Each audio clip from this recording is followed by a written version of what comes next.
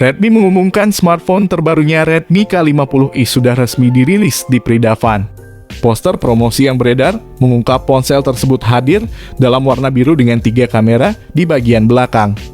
Sementara menunggu detail lebih lanjut tentang K50i dari Redmi, sumber lebih lanjut menyebut bahwa Redmi K50i akan tersedia dalam warna Phantom Blue, Quicksilver, dan Stealth Black. Ponsel tersebut menawarkan 2 pilihan RAM dan memori penyimpanan, yaitu 6GB per 128GB dan 8GB per 256GB. Dilansir dari GSM Arena, Redmi K50i dikabarkan sebagai Redmi Note 11T Pro rebranding yang diluncurkan di China pada Mei. Jadi berhubung Redmi K50i sudah diumumkan tanggal peluncurannya di global, semoga saja smartphone ini juga bisa mendarat ke Indonesia secepatnya. Redmi K50i menggunakan desain belakang yang berbeda, terutama dari sisi motif. Bagian belakangnya menggunakan plastik dengan finishing matte, yang menariknya tidak mudah kotor saat dipegang. Bagian ini juga memiliki tekstur smooth yang akan enak dipegang dan juga mampu menghasilkan efek gradasi warna kebiruan dan keunguan saat terkena cahaya. Bodinya juga sudah IP53 yang artinya tahan debu dan cipratan air. Redmi terkenal dengan smartphone terjangkaunya yang memiliki fitur ala flagship selain keunggulan tadi. Hal lain yang mendukung diantaranya adalah layarnya yang memiliki refresh rate 144Hz.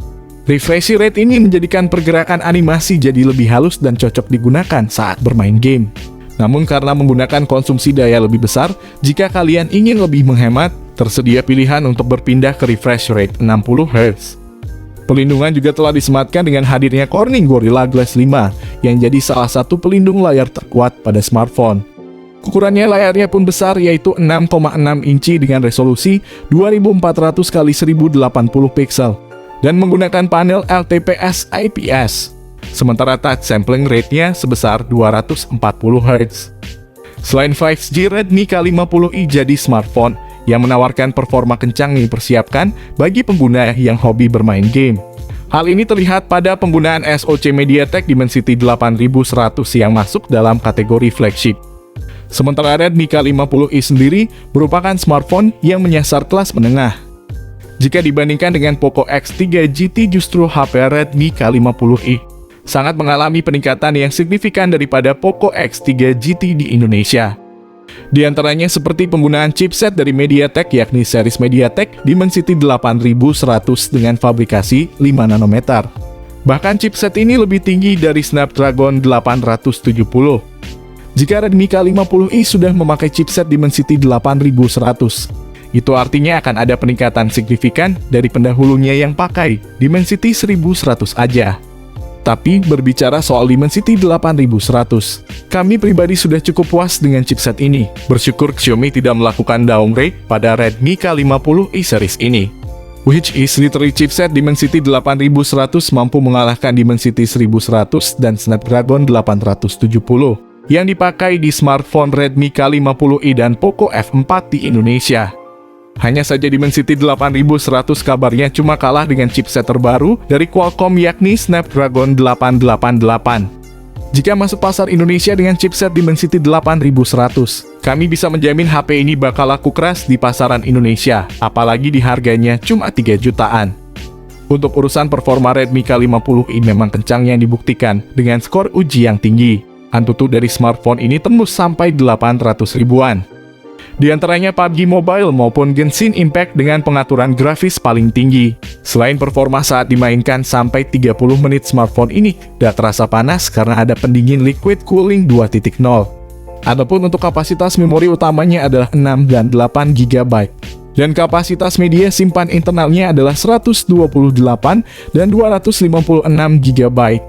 Jenis RAM ponsel ini adalah LPDDR5X terbaru, serta jenis internal ponsel ini menggunakan UFS 3.1 terbaru.